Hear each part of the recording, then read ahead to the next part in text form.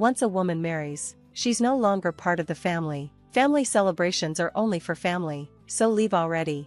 My sister, Amy, said this to me with a sneer, while my mother stood by, telling me to hurry up and go. I had returned to celebrate Amy's coming-of-age ceremony, hoping for some warmth, but my family treated me as an outsider.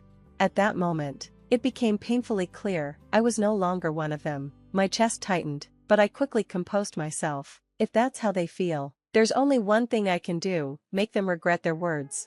My name is Sherry, I'm 22 years old, and I've grown accustomed to living on my own. It's been 4 years since I left home after graduating from vocational high school. Life hasn't been easy. I've worked hard to make ends meet. It's not luxurious, but it's the life I chose, and I take pride in supporting myself.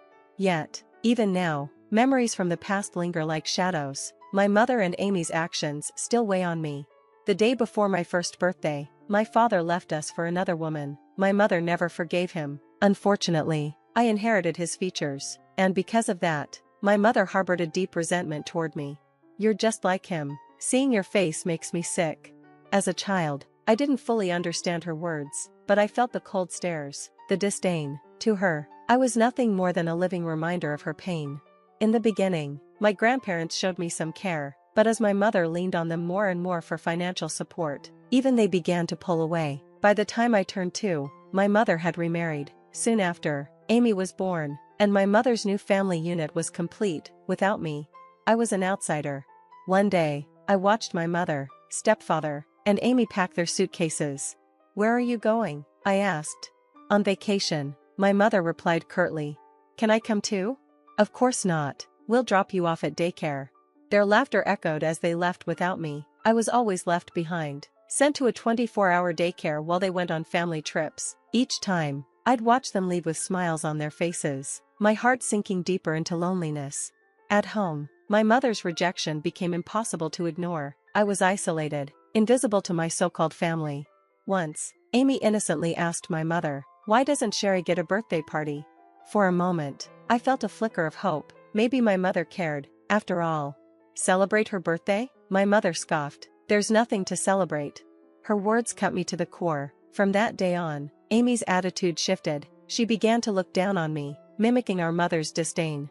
During family celebrations, I was always sidelined. Amy had birthday cakes and parties, while I had nothing, not even a candle to blow out. When I entered high school, I faced yet another blow. My family refused to pay for my education. Attending vocational school and working to support myself felt like an escape. Being outside, earning my keep, was far better than staying in that house. But no matter how hard I tried, home was still the only place I had to return to. My mother never acknowledged my efforts. At 18, I made the hardest decision of my life. I left. I couldn't take it anymore. I craved freedom, a life where I wouldn't feel suffocated sharing space with my mother, stepfather, and Amy. When I finally left, they didn't show a shred of emotion. "Do whatever you want, you're not our problem anymore," my mother said coldly. Those words severed the last fragile bond one had with them. Life on my own wasn't easy. I worked tirelessly to survive, but for the first time, I felt free to live for myself. Yet, even now, at 22, I can't entirely escape their shadow. Memories of my mother and Amy linger, especially with Amy's coming-of-age ceremony approaching. My own ceremony had been non-existent, but I knew Amy's would be lavish, as everything always was for her. One day, I received an unexpected call from my mother. Hearing her voice for the first time in years made my chest tighten. "Amy's 21st birthday is next week. You're not coming, right?" she said bluntly. I was stunned. Why would she even think to call me? "I wasn't invited," I managed to reply. "Good. It'd be awkward if you showed up," she said, her words cutting through me like a knife. After the call ended, a weight settled over me. I whispered to myself, of course I wouldn't go, but the suffocating ache in my chest didn't go away. I thought I had moved on, that I'd severed all ties with them, but why did they still have this hold over me? I told myself I wouldn't let them control me anymore, but the past is a stubborn thing, it refuses to let go. Yet, amidst the pain, I felt a faint desire to confront it, to confront them. Especially Amy. Despite everything, I wanted to celebrate her milestone, so I bought a cake and a gift and decided to visit my family for the first time in years. Standing in front of the familiar door, my heart pounded. It had been so long, and I was terrified of what awaited me. When I rang the doorbell, Amy answered. Her voice was sharp and mocking. "Who's there?" "Amy, it's me," I said cautiously. "Stop joking. I brought a cake. Please, open the door." After a moment of silence, the door swung open. Without a word, Amy snatched the cake box from my hands and, to my shock, threw it back at me. The box hit the ground, the cake splattering across the floor. "What are you doing?" I asked, my voice trembling. "I can't eat food from a stranger," she sneered. Stranger. The word struck me harder than I expected. Deep down, I had hoped that despite everything, she still saw me as her sister, but hearing her call me a stranger made something inside me break. As I stood frozen, my mother appeared, laughing alongside Amy. "What were you thinking, coming here?" she said, her voice dripping with scorn. "Did you come to ruin things?" Her words stung, and I felt a wave of regret wash over me. "Why is she even here?" My stepfather's voice called out from the living room. "She's not family anymore." My voice trembled as I asked, "Am I not family?" "Why?" My mother scoffed. "Of course you're not family. We're not even related." Amy laughed, her voice cruel. "Did you really think you were one of us?" Their words crushed me. I had always known I didn't belong, but hearing it said so plainly tore me apart. "Clean up that mess before you leave," my mother barked, gesturing to the ruined cake. Numbly, I obeyed. As I cleaned, Amy and my mother laughed mockingly behind me. "She brought the cake and now she's cleaning it up herself," Amy said, pathetic. Their laughter echoed in my ears, but I focused on finishing as quickly as possible. When I was done, I turned silently to leave. "Leaving already? Should have never come, huh?" Amy taunted. I didn't respond. As I stepped out the door, Amy called out one last time. "Don't come back, stranger." Her words echoed in my mind as the door slammed shut behind me, sealing the final chapter of our relationship. I realized I had been clinging to a false hope that something might change, that somehow, they might see me differently, but I was wrong. I was nothing more than a stranger to them, and maybe I always had been. It was time to stop wasting my energy trying to find a place in their lives. I already had a place where I truly belonged. That place was with my husband, Don.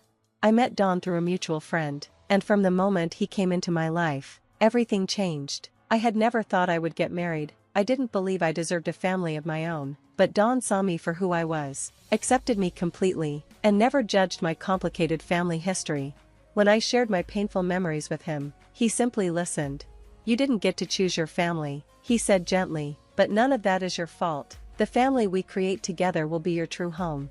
His words warmed my heart, and for the first time, I felt like I truly belonged somewhere. With Don, I learned what happiness was. Our life together became my anchor, irreplaceable and full of love. But I had never told my family about him. I didn't want to invite their negativity into our lives. Still, news of my marriage somehow reached them. 3 days after the incident with the cake, my mother called unexpectedly. "I heard you got married. Why didn't you tell us something so important?" Her tone was accusatory, but I remained calm. "I didn't think it was necessary to tell you," I replied. There was a long silence on the other end. "Fine, do whatever you want," she said at last. "You'll end up alone anyway." This time, her words didn't hurt me. I had expected them. Instead, I felt reassured, knowing how happy I was with my new life. I wasn't alone, I had Dawn, and together we were building a family rooted in love and mutual respect. Her bitter remark was meaningless. It couldn't change my happiness. That phone call marked the final break between us. Or so I thought. 3 days later, the doorbell rang unexpectedly. When I opened the door, I was stunned to see Amy standing there. How had she found my address? Still, I invited her in. "What are you doing here?" I asked, my guard immediately up. "I just wanted to see what kind of guy you married," she said with a playful tone that put me on edge. As soon as she entered the living room, her eyes locked on Don. "This is your husband? Not bad at all. How did someone like you snag him?"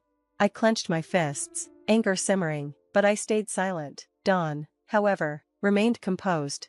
"I'm Sherry's husband. Please stop with the unnecessary remarks," he said calmly. Amy looked surprised by his directness, but quickly recovered. She stepped closer to Don, her smile turning sickly sweet. "Don't be so stiff. Let's have some fun. Sherry won't mind, will she?" I was shocked by her audacity, but Don didn't waver.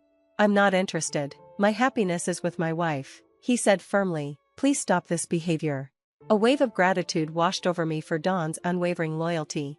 Amy shrugged, her smile fading into a cold smirk. "Whatever. I don't care about your happiness anyway. she said with a dismissive tone. Her feigned indifference made my next steps clear. You don't need people like her in your life, Sherry, Dawn said softly after she left. For your sake, and ours, it's best to cut ties. His words mirrored my own thoughts. Amy and the rest of my family had no place in the life I was building anymore. It was time to let go. That visit was a turning point. For years, I had been sending money to my family. I had paid for Amy's tuition and even helped with the mortgage on their home, all in the hope that they might someday accept me as part of the family. But after Amy's visit, I realized I owed them nothing. They had taken all I had to give and returned only scorn. Now, I chose to give my energy, my love, and my support to the family I was creating with Dawn, a family built on kindness, respect, and unconditional love. It was time to stop looking back and start living fully in the present. I decided it was time to stop the financial support. When I told Dawn, he gave me a warm smile and nodded.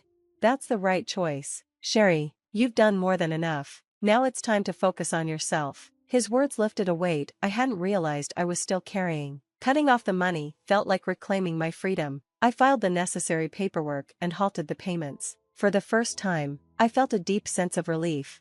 But peace didn't last long. A month later, my routine was shattered by loud, angry banging on the door. When I opened it, my mother and Amy stood there, their faces twisted in fury. Why didn't the tuition payment go through? The landlord is threatening eviction, my mother spat, her tone accusatory. Their outrage didn't surprise me. I had been expecting this confrontation. Taking a deep breath, I responded calmly. I stopped the payments because I'm no longer responsible for you. Their expressions shifted from anger to shock. What do you mean you stopped the payments? Amy demanded. I even sold the house to recover what I already paid, I added, my voice steady. What? My mother's voice rose. You sold the house? How could you? You made it clear I'm not part of your family, I said, meeting their glares head-on. So I have no obligation to support you. But what about my tuition? Amy cried. I can't finish school without it. That's your responsibility now, not mine, I replied firmly. I won't fund a family that doesn't include me. You can't do this. After everything I've done for you, my mother began. Done for me? I interrupted, my voice rising for the first time. You mean the years of neglect and cruelty? I owe you nothing. My decision is final. They tried to argue, their anger quickly turning to desperation, but I stood firm. You'll regret this, Amy yelled as they left. You're the worst sister ever. But their words no longer held any power over me. For the first time, I felt truly free from their grasp.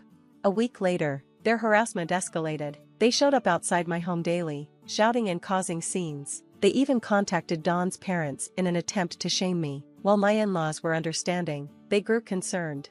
They've crossed the line, Dawn said one evening. You need to take action before it gets worse.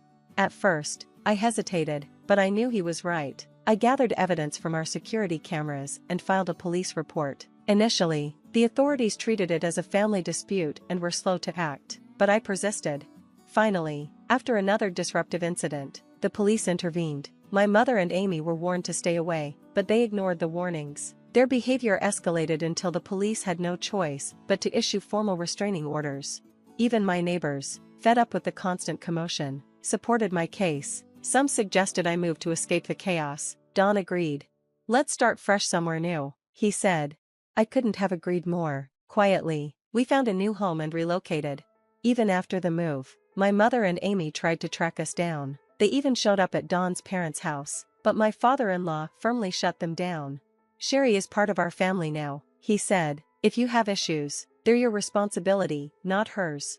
Amy tried pleading with my mother-in-law for help, but she was equally resolute. You made your bed, now lie in it. Eventually, their efforts failed, and they stopped trying. For the first time in years, I felt free. The harassment had drained me emotionally, but once it ended, life became peaceful again. Dawn and I settled into our new home and focused on building a future together. My in-laws treated me like their own daughter, offering me the warmth and acceptance I had always longed for. Sherry, your family, they told me one evening, whatever happens, we'll always be here for you. Their words gave me a sense of security I had never known. Meanwhile, my mother and stepfather's fragile relationship fell apart without my financial support. Eventually, they divorced, and my mother lived a quiet, isolated life. Amy, too, faced the consequences of her actions. A potential marriage fell through when her fiancé learned about her family background and past behavior. Left to fend for herself, Amy struggled to rebuild her life. Despite everything, I couldn't bring myself to pity them. Their actions had led them to this place.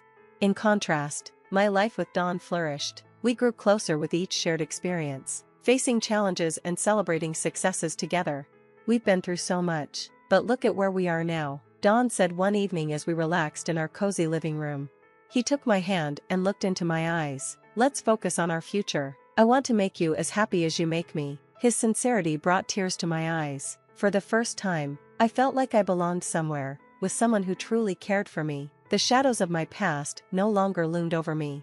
Don and his family became the family I had always longed for. Their love and support healed wounds I once thought would never mend.